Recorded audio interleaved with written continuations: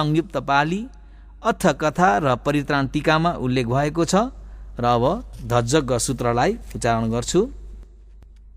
यस्सानुसरणापि अन्त लिखेपि पाणिनो पतिष्ठमधिगच्छन्ति भूमियं उयसबथा सबुपदवजालम्बा यखाचोरादि सम्भवा गणनान्न च मुत्तानं परितं दम्बनामहे। एवं मे सुतम् एकं समयं भगवा सावथियं विहरति जितवने अनाथपिण्डिकस आरामे तत्र खो भगवा भिक्षु आमन्तेसि भिक्षौति भदन्ते तीते भिक्षु भगवतोपच सोसुम् भगवा एतदौच भूतपुबं भिक्षवे देवासुर संगामो समुपव्युलो अहोसि अथ खो भिक्षवे सको देवान मिन्दो देवे तावतिंसे आमन्तेसि सचे मारिसं देवानं संगान गतानम् उपजेय भयं वा संविततं वा लोमहंसो वा ममेव तस्मिन् समय धजगम् उल्लेखेयाथ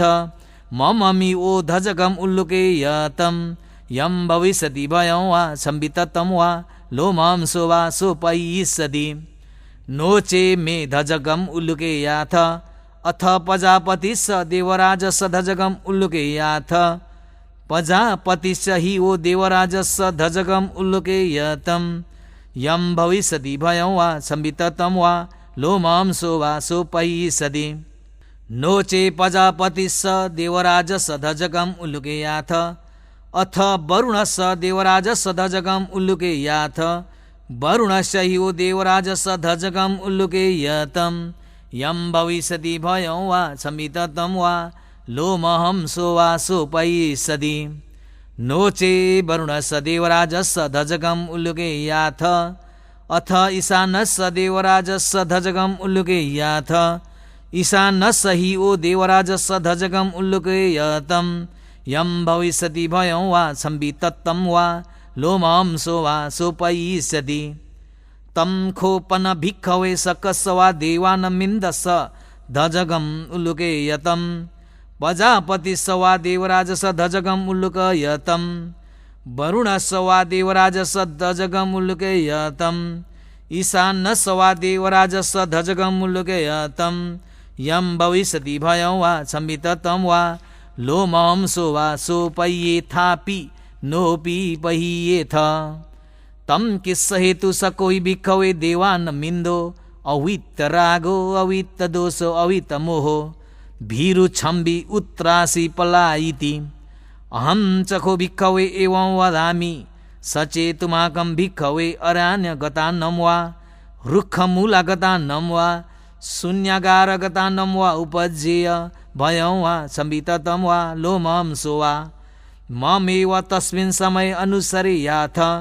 इति पिसो भगवा अर्हं समा समुद्धो विज्जाचरण सम्पन्नो सुगतो लोकविदु अनुत्तरो पुरीषदम सारथि सत्था देव मनुष्यानं बुद्धो भगवाति मम ह्यो भिक्षवे अनुसरतं यं भविष्यति भयं वा संविततं वा लोमहंसो वा सोपयिष्यति नो चे मम अनुसरेयाथ अथ धम्मम् अनुसरेयाथ स्वाख्यातो भगवता धम्मो संदिठिको अकालिको यही पसिको उपनेयिको पच्चतं वेदुतब्बो विन्युहि सुप धम्मं यो भिक्षवे अनुसरतं यं भविष्यति भयं वा संविततं वा लोमहंसो वा सोपयिष्यति नो चे धम्मम् अनुसरेयाथ अथ संघम् अनुसरेयाथ सुपटिपन्नो भगवतो सवक संघो उजुपटिपन्नो भगवतो सवक संघो न्यायपटिपन्नो भगवतो सवक संघो सामीचिपटिपन्नो भगवतो सवक संघो यदिदं चतारि पुरुष युगानि अठ पुरुष पुग्गला एष भगवतो सवक संघो आहुनेयो पाहुनेयो दक्षिणेयो अंजलि करणीयो अनुत्तरं पुण्यक्षेत्रं लोकसात्ति संगम ह्यो भिक्षवे अनुसरतं यं भविष्यति भयं वा संविततं वा लोमहंसो वा सोपयिष्यति तं किस्स हेतु तथागतो हि भिक्षवे अरहं समा सम्बुद्धो वित्त रागो वित्त दोषो वित्त मोहो अभीरु अछम्बी अनुत्रासी अपलाइति इदमो च भगवा इदम वत्तान सुगतो अथा परम एददो च सथा अरण्य रुखमूले वा शून्यगारे व भिखो अनुसरेथ सम्बुद्धं भयं तुमाकं नोसिया नोचे बुद्धं सरेयाथ लोक जेठं नरासभं अथ धम्मं सरेयाथ नियानिकं सुदेशितं नोचे धम्मं सरेयाथ नियानिकं सुदेशितं अथ संघं सरेयाथ पुण्यक्षेत्रम् अनुतरम् एवं बुद्धं शरन्दानं धम्मं संघं च भिक्खौ भयं वा संविततं वा लोमांसो नहे सदी धजग सुतं नेठितम्। अथ आटा नाट्य सुत्तम र आटा नाट्य सूत्रको निधानलाई भन्दछु। भगवान बुद्ध राजगृहको गिर्धकुट पर्वतमा विहार गरिरहनु भएको बखतमा 1,00,000 कोटी यक्ष सैन्य भएका वैश्रवण महाराज, 1,00,000 कोटी गन्धर्व सैन्य भएका धृतराष्ट्र महाराज, 1,00,000 कोटी नाग सैन्य भएका विरूपक्ष महाराज, विरुल्ल कुबेर आदि यी 4 चतुर महाराजहरू आफ्ना सैन्य परिवारबाट जनही 1,00,000 कोटी सैन्य लिएर रात्रिको पहरमा आफ्ना शरीरको तेज आभरणको तेजले गिर्धकुट पर्वत सबै जजलमान गरी भगवान बुद्ध कहाँ आएर भक्तिपूर्वक सेवा गर्न आएका थिए। त्यस बखतमा वैश्रवण देवराजले भगवानलाई आदरपूर्वक वन्दना गरी यसो बिन्ती गरे, भन्थे, भगवान, धेरै यक्ष समूह मध्ये कुनै कुनै यक्षहरू भगवानप्रति प्रसन्न हुनेहरू पनि छन् भने कुनै कुनै अप्रसन्न हुनेहरू पनि छन्। भिक्षु भिक्षुणी उपासक उपासिका यी 4 परिषदले भगवानको ओवाद ग्रहण गरेर जङ्गल पर्वत रुखको फेद आदि एकान्तमा ध्यान भावना गरी रहेको बखतमा भगवानप्रति अप्रसन्न भएका यक्षहरूले दुःख दिन सक्छन्। यक्षहरूले 4 प्रकारका परिषदहरूलाई दुःख दिन नसकिने तुल्याउन आटा नाट्य नामक सूत्र रक्षाबन्धनको रूपमा हजुरका शिष्यहरूलाई पाठ गर्ने उपदेश दिबक्सिए राम्रो हुने थियो भनेर यसरी बिन्ती बिछाएका थिए। र भगवान बुद्धले वैश्रवण देवराजको निवेदनलाई मौन भएर स्वीकार गर्नुभयो र त्यसपछि चतुर महाराज देवताहरू आफ्ना परिषदका साथ भगवानलाई वन्दना गरी देवलोक फर्के। भोलिपल्ट उज्यालो भएपछि भगवान बुद्धले भिक्षुहरूलाई आमन्त्रण गर्नुभई वृत्तान्त बताउनुभयो र भिक्षु हो, आजदेखि 4 परिषदलाई प्रचण्ड देवताहरू र यक्षहरूको तर्फबाट पीडा कष्ट हुन नदिने आटा नाट्य नामक रक्षाबन्धन सिकेर पाठ गर भनी आज्ञा गर्नुभएर विपसिच च नम्मथु आदि महन्तम वित्त शारदम सम्मको 6 गाथा आज्ञा हुनुभयो। भिक्षुहरूले पनि आटा नाट्य परित्राण 6 गाथालाई भगवानको आज्ञा अनुसार सिकेर जङ्गल पर्वत रुखमूल अथवा रुख वृक्षको मूल आदि एकान्त ठाउँमा पाठ गर्न थाल्नुभयो। त्यस बखत भिक्षु भिक्षुणी उपासक उपासिका 4 परिषदलाई प्रचण्ड देवतादि यक्षहरूले दुःख कष्ट नदिएकोले आनन्दपूर्वक ध्यान भावनामा लागिरहनुभयो। यो कुरा पाथेय सुत्त ग्रन्थमा उल्लेख छ। आटा नाट्य सूत्रमा उपरोक्त 6 गाथाको अतिरिक्त बुद्ध वंशपाली र धर्मपद पालीका केही गाथाहरू पनि छन् भने साथै श्रीलङ्का द्वीपका आचार्यहरू तथा अन्य आचार्यहरूले रचना गरिराखेका बुद्ध धर्म सङ्घको गुण तथा नागहरूको गुण प्रशंसा गर्दै आशिकको रूपमा रचना गरिराखेका गाथाहरू पनि छन्, जुन पाठ गर्ने र श्रवण गर्नेलाई फल दिने हुन्छ। र अहिले यहाँ आटा नाट्य सूत्रलाई उच्चारण गर्दैछु। अपसन्ने हि नासत्स शासने साधु सम्मते, अपसन्ने हि नाथस शासने साधु सम्मते, अमनुष्ये हि चण्डे हि सदा किभि सकारिभि, परिसानं च तत्सन्नं अहिंसाय च गुतिया, यम देशेसि महावीरो परितं तं मनामहे, विपशिष्य च न मथु चक्षुमन्तस श्रीमतो, सिखी साफी च न मथु सब्बभूता नुकम्बिनो वेशभूष च न मथु नातकस तपसिनो न मथु ककुसन्दस मारसेना पमदिनो कोणागमन स न मथु ब्राह्मण स विषि मतो कस पस च न मथु विपमुत स सबधि अंगिरस स न मथु सक्य पुत्त स श्रीमतो यो इमं धम्मं देशेसि सब दुःखापनुदनम्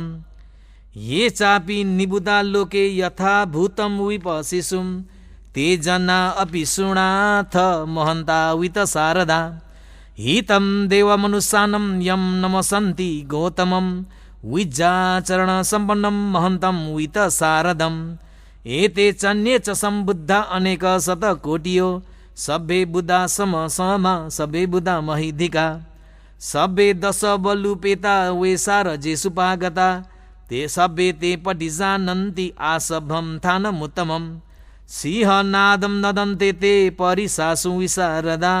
ब्रह्मचक्रं पवेतेन्ति लोके अपटिवतीयम् उपेता बुद्ध धम्मे हि 1800 नायका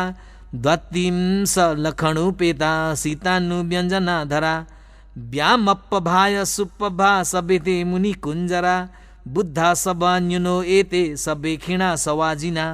महापवा महातेजा महापन्या महब्बला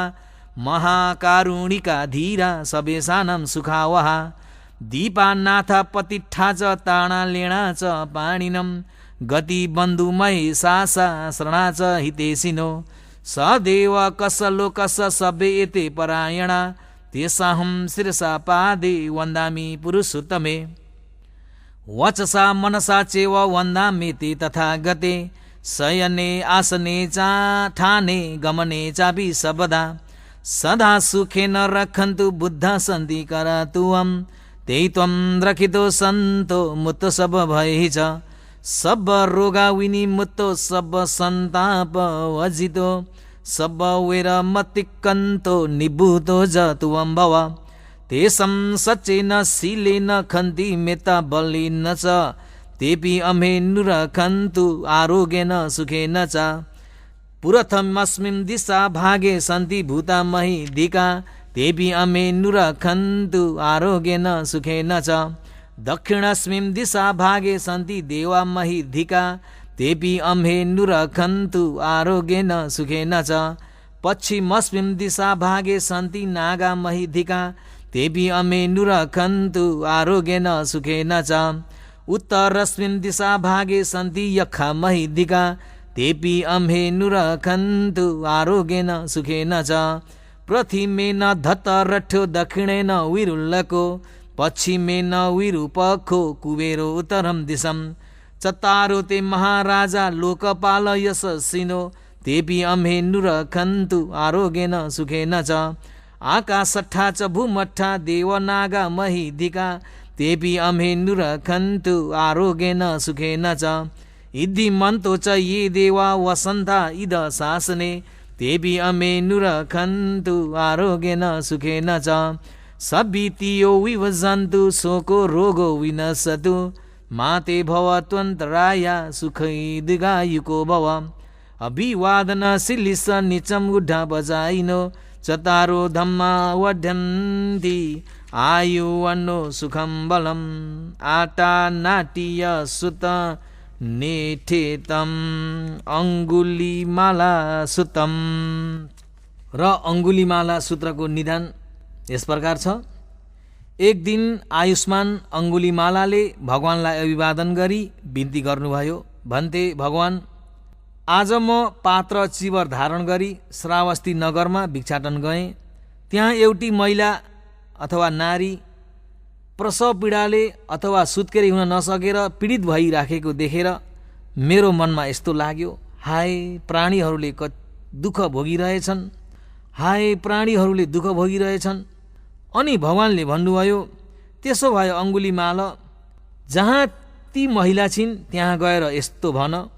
बहिनी, म जन्मेदेखि जानाजान प्राणी हिंसा गरेको मलाई थाहा छैन।